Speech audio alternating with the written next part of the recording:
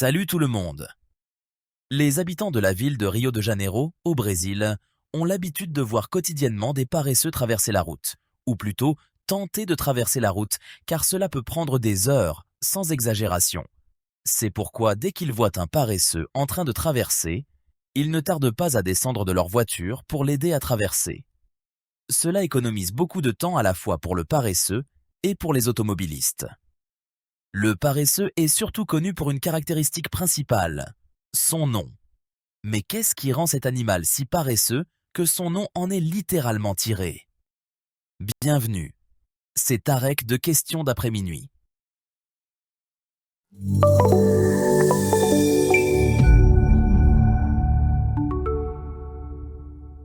Avant de commencer, n'oubliez pas de vous abonner et d'activer la cloche pour ne pas manquer les réponses à d'autres questions. Le paresseux est un mammifère qui vit dans les arbres des forêts tropicales en Amérique centrale et en Amérique du Sud. Il existe deux principales familles de paresseux. Le paresseux à deux doigts, qui a deux doigts aux membres antérieurs, et le paresseux à trois doigts, qui a bien sûr trois doigts, aux membres antérieurs. La longueur moyenne d'un paresseux est de 60 à 80 cm, et son poids varie de 3 à 10 kg.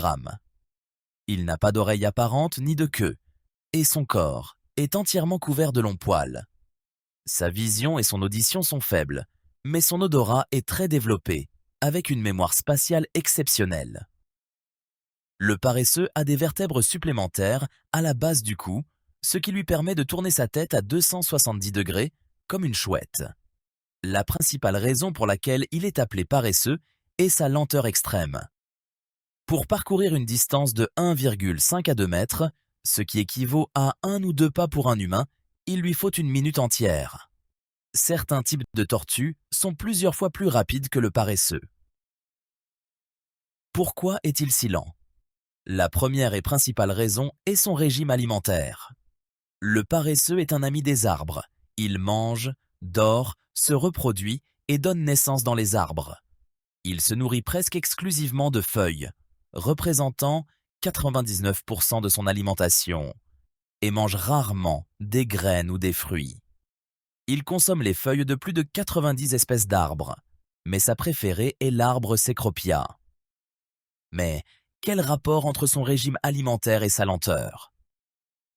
Comme vous le saviez, tout être vivant utilise la nourriture pour la transformer en énergie.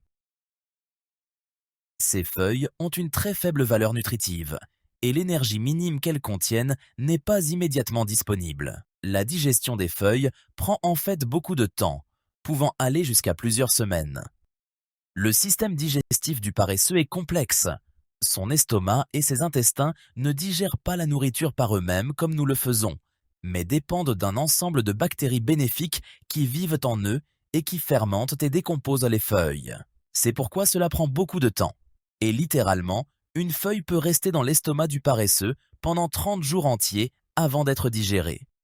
C'est pourquoi le paresseux n'a aucune énergie pour pratiquer aucune activité, ce qui le rend très lent car il n'a tout simplement pas l'énergie de se déplacer plus vite que ça. Un autre facteur de sa lenteur est sa faible masse musculaire, représentant moins de 25% de son poids, comparé à environ 50% pour d'autres mammifères. De plus, le paresseux est daltonien, ce qui signifie qu'il voit mal en pleine lumière, nécessitant plus de temps pour analyser son environnement et décider de ses mouvements. Malgré sa lenteur, le paresseux a des mécanismes de défense efficaces. Le premier mécanisme est que le paresseux ne descend presque jamais de l'arbre. Il y trouve tout ce dont il a besoin et ne descend que par nécessité absolue. Par exemple, le paresseux descend environ une fois par semaine pour se débarrasser de ses déchets. Bien qu'il puisse le faire en restant accroché à l'arbre, il préfère descendre, creuser un trou, y déposer ses déchets, puis les enterrer comme le font les chats.